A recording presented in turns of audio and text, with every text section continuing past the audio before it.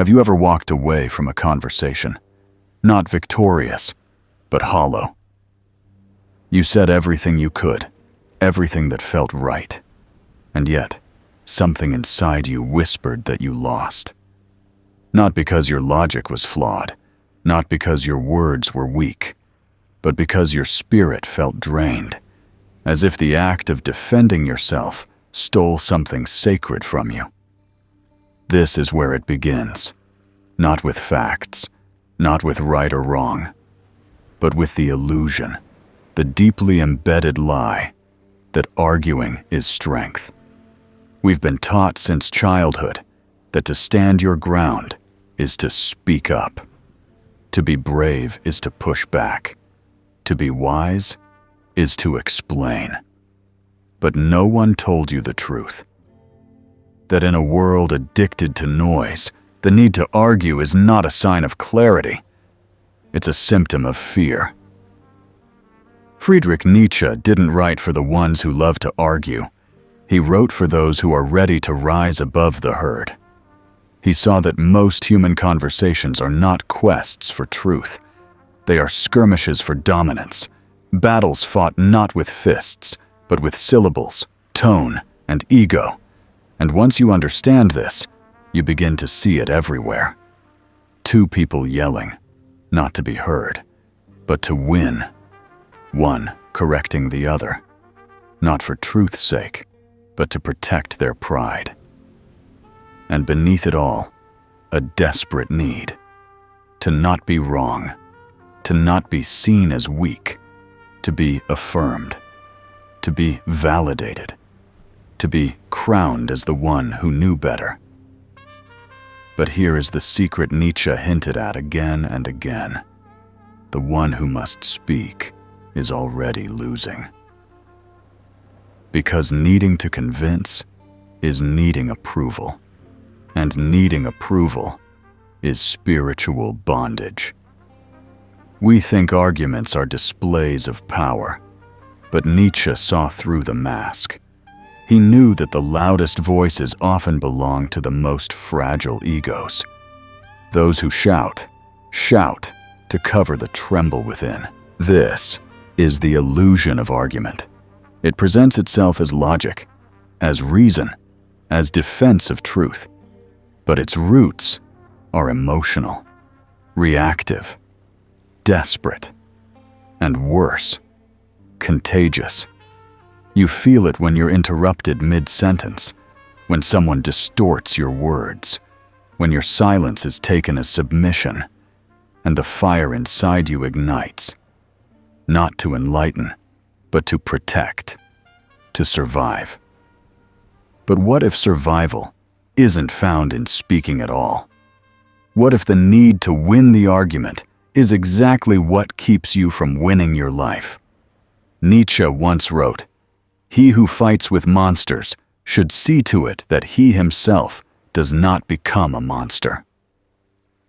But what if the real monster is the compulsion to react, to step into every arena where truth is mocked and misunderstood, hoping this time you'll be heard?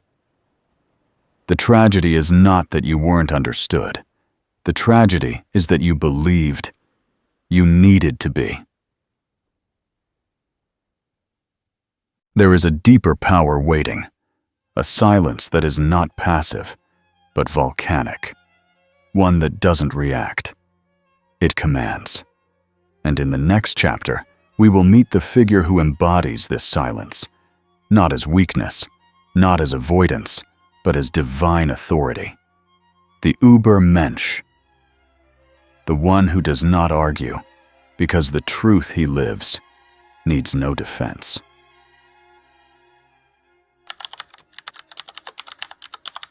To understand silence as power, we must first understand the one who wields it. Nietzsche called him the Übermensch, the overman, the one beyond. Not just beyond good and evil, but beyond reaction, beyond the need to be liked, to be heard, to be right. The Übermensch is not louder than others. He is heavier, his presence, dense, unshakable, sovereign. And his silence speaks in a language few can comprehend, but all can feel. He does not waste his breath on noise. He does not chase understanding. He does not plead for recognition, because his truth is not dependent on the listener. It is carved into his being. Where others argue, he observes. Where others react, he waits. Where others try to dominate with words, he dominates with stillness. His silence is not a void. It is a storm, contained. It is potential, not absence. You feel it when he enters a room. You sense it before he says a word. And when he does speak, every syllable lands like a stone in still water, measured, final, undeniable. But to become this kind of human, to command silence like a blade, you must first unlearn everything you've been taught about communication. You were raised to believe that silence is weakness, that if you don't defend yourself, you'll be defeated, that if you're misunderstood, you must clarify, that being nice, being agreeable, being polite, makes you good. Nietzsche saw through all of this. He called it slave morality, a morality built not on strength, but on fear, not on truth, but on compliance, a system that rewards submission and punishes sovereignty. And the overman? He rejects it entirely. He does not live for harmony.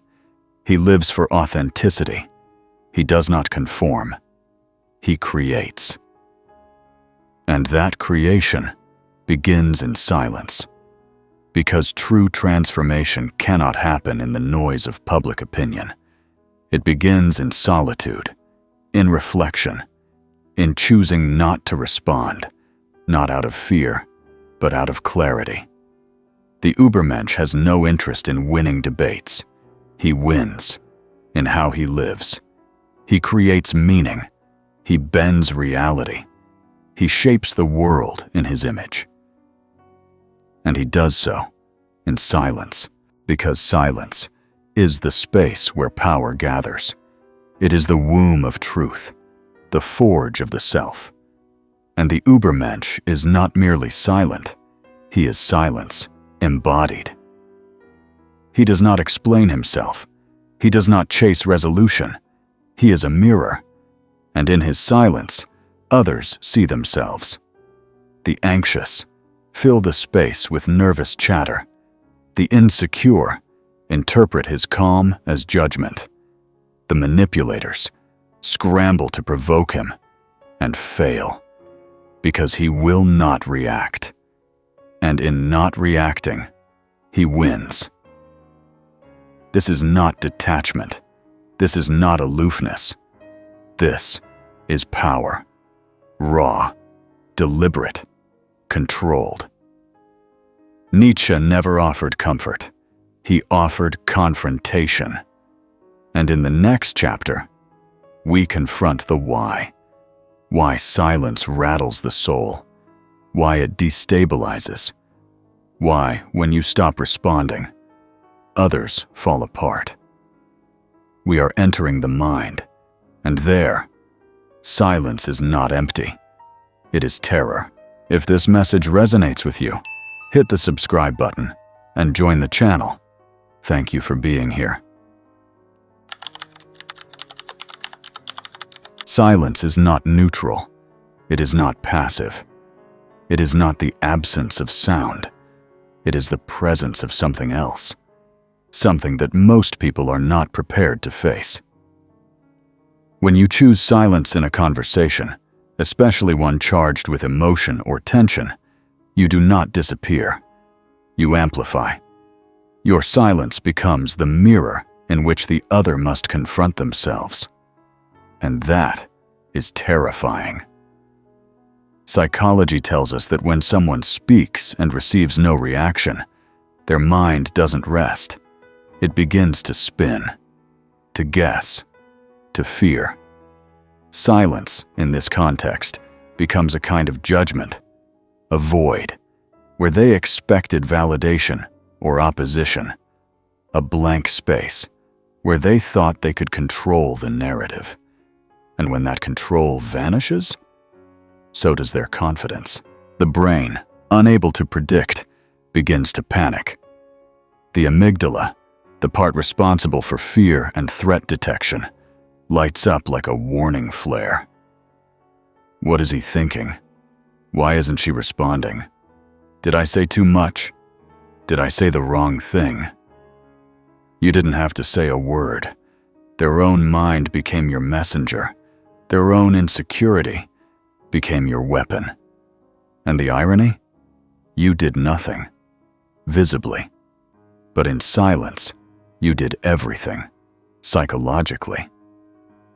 This is why silence unnerves, because most people don't speak to express. They speak to control, to rehearse identity, to defend a mask. And when you don't respond, you don't give them the stage. You don't play your part in the script. You break the illusion. They wanted a reaction to feel secure, to be reassured of their dominance or their victimhood or their cleverness. But you offered them none. So now, they face only themselves. Nietzsche understood this deeply. He knew that most people avoid silence, not because they dislike it, but because it strips away distraction. And what remains in its absence is the self. And for many, that's unbearable.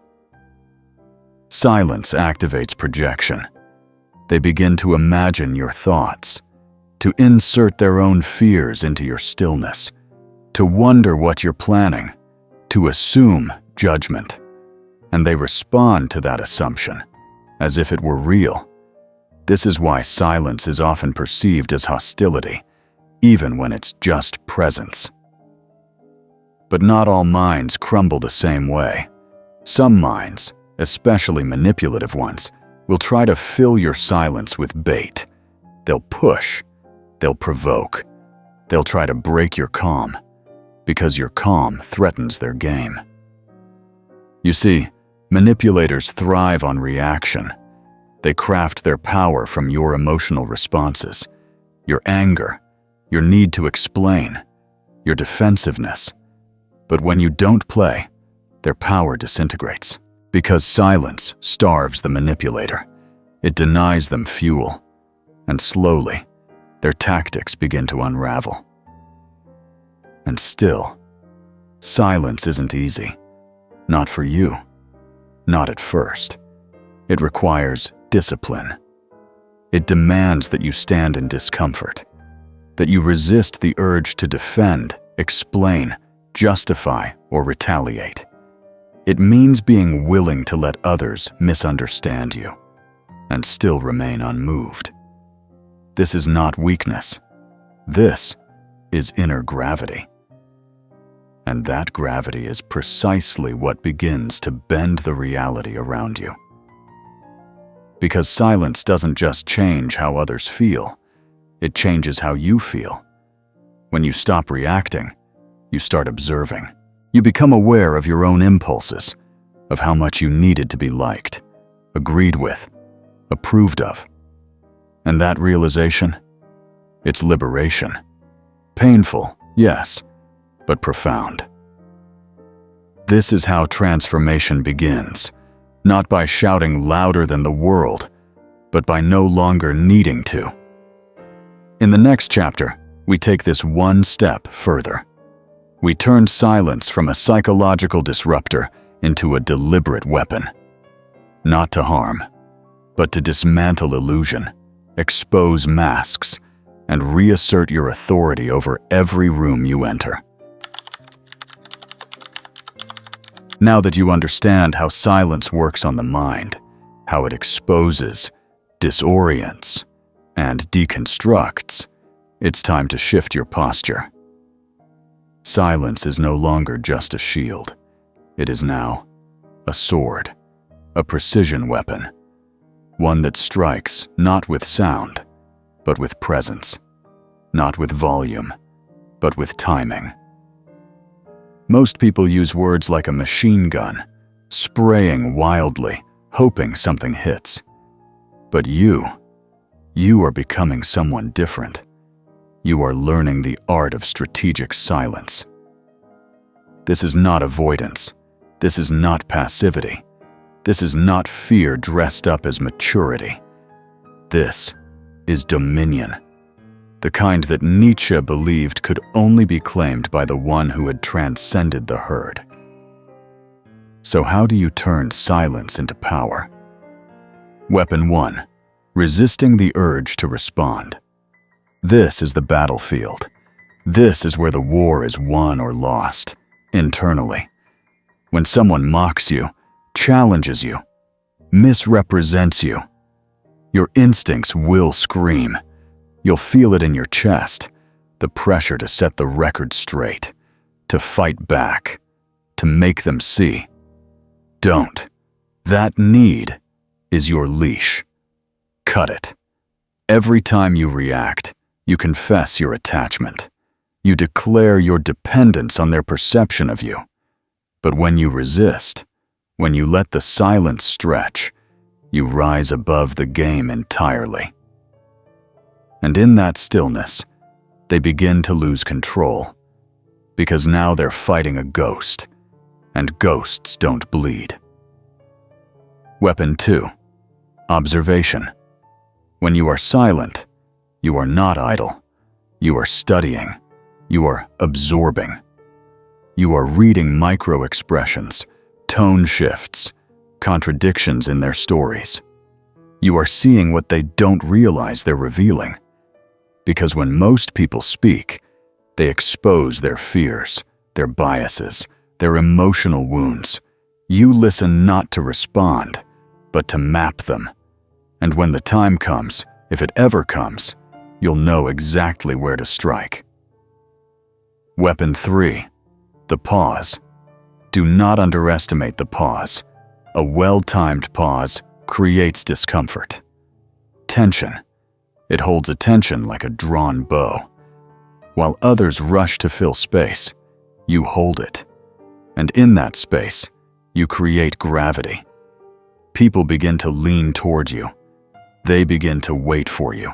And when you finally do speak, your words carry weight. Weapon 4. Unpredictability. The silent person is dangerous because no one knows what they're thinking. No one knows what they'll do next. And what cannot be predicted cannot be controlled. You become the anomaly in the room, the variable they didn't account for. And so, they adjust. They self-censor. They tread lightly. Not because you demanded it, but because your silence shifted the power dynamic. You are no longer reacting to the world. The world is reacting to you. And this is the key. Silence doesn't just give you control over others. It gives you control over yourself. You become less impulsive, less prone to regret, more precise, more powerful. And when you finally speak, your voice is no longer just sound. It is a weapon, forged in restraint. It cuts deeper. It lands harder. It changes the course of the conversation. This is how you become someone that cannot be provoked. Someone who commands, not with volume, but with sovereignty. But there is a warning, because not all silence is power. Some silence is rot. Some silence is submission. Some silence is a scream, muted by fear.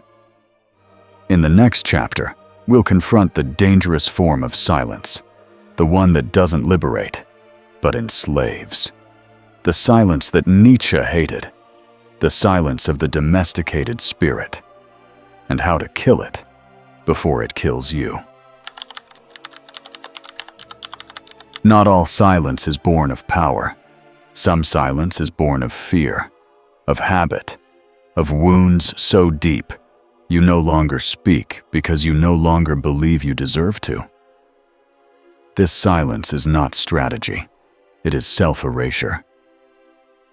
And it wears the mask of peace. You've heard it. You've said it. It's not worth it. I don't want to make things worse. I'm keeping the peace. But what if that peace is a lie? Nietzsche warned of this. He called it the morality of the herd, a system designed to tame the dangerous, to humble the powerful, to domesticate the wild. It teaches you to be agreeable, to not speak unless spoken to seek harmony, even if it costs you your truth. It teaches you to shrink. And the worst part? You're applauded for it. They say you're mature.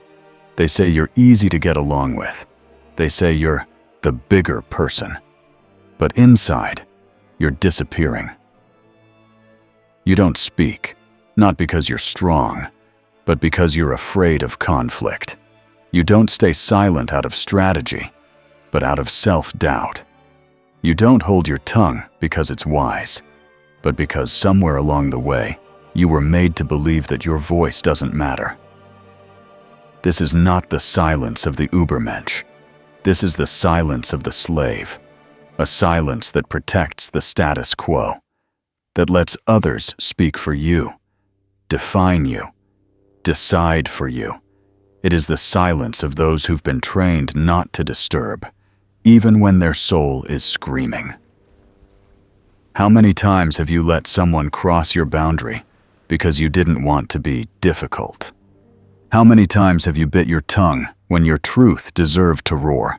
How many times have you confused suppression with self-control? Nietzsche would call this cowardice dressed as virtue. He would call it an offense to life itself. Because to live, truly live, means to assert your will, to carve your shape into the world. And if you remain silent out of fear, guilt, or the desire to be liked, you are not peaceful. You are compliant. You are part of the machinery that crushes individuality. Let's be honest. There are people in your life right now who take advantage of your silence. They assume your stillness is permission. They assume your calm is consent. And every time you let it slide, you shrink further from yourself. But here's the truth. You are not here to make everyone comfortable. You are not here to play small so others don't feel insecure. You are not here to hold back your truth so they can dominate without resistance. You are here to rise, not by shouting, not by reacting, but by reclaiming the silence that comes from strength, not submission. The world needs fewer people who stay quiet out of fear, and more people who are silent because their truth is too solid to be swayed, too rooted to be shaken, too sacred to be shouted. And that begins now, by recognizing the silence that weakens you and killing it. Nietzsche didn't want you to be nice. He wanted you to be real, to become so deeply aligned with your essence that silence becomes your throne, not your prison. And this leads us to the final transformation, because silence, when mastered, does more than protect you. It does more than command respect. It becomes the mark of the new human, the sovereign spirit, the Übermensch. In the next and final chapter, you will learn what it means to become this being, to walk in the world, not reacting, not retreating, but radiating an untouchable presence. This is where the journey ends, and where it begins again. You have walked through fire, the fire of being unheard, of being provoked, of being misunderstood. You've seen how argument is illusion, how silence disarms, how psychology trembles when met with stillness, how manipulation collapses without your reaction, and how submission, cloaked as peace, has kept you small. But now we arrive at the transformation, the moment where silence becomes not what you do, but who you are. This is the silence of the Übermensch, not the silence of the victim, nor the silence of the coward, but the silence of the master, a silence that vibrates with knowing, that radiates composure, that dominates without domination. Because the Übermensch is not a warrior in the old sense. He doesn't need to shout. He doesn't need to explain. He doesn't need to be understood. He is a presence. He has become so inwardly aligned, so self-possessed, so deeply rooted in his truth, that he no longer needs the world's agreement. And that is true freedom. Nietzsche called him the one who creates his own values, the one who transcends the herd, the one who does not conform, but shapes. You are not here to follow. You are not here to please. You are not here to survive through silence. You are here to reign in it. Your silence becomes your message. It says, I do not chase approval. I do not beg to be seen. I do not enter battles that do not serve my becoming. It says, I see through you.